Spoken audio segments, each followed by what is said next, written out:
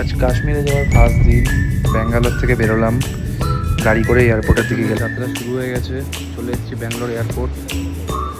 এখন ফ্লাইট প্রায় 12 ঘন্টার মতো ফ্লাইট আছে আমার।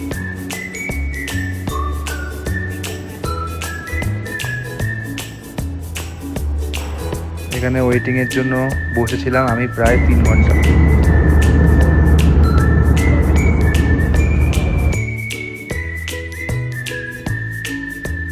এই হোটেলটাতে আমরা ছিলাম, এই হোটেলটা খুবই সুন্দর, এটা 3 স্টার প্রপার্টি ছিল। আর এই হোটেলটার বাইরেই আমাদের ডাল লেক, একদম হোটেলের বাইরেটাতেই, মানে হোটেলের জানলা দিয়ে দেখা যাচ্ছে। এই যে ওটা হলো রুম, খুবই সুন্দর রুম ছিল।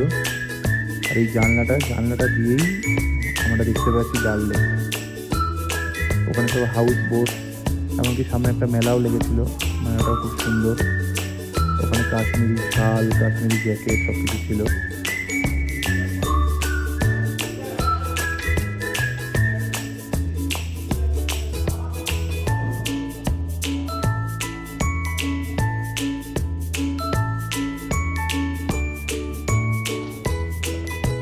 একটা জিনিস তো সবাইকে দেখাতে ভুলেই গেছি, যে এই যে আমার হোটেল আর এই যে কাশ্মীরের ডাল লেক।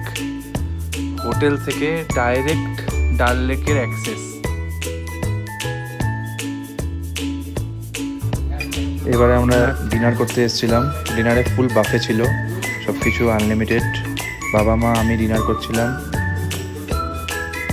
ডিনারের রান্নাবান্নাগুলো খুব সুন্দর ছিল।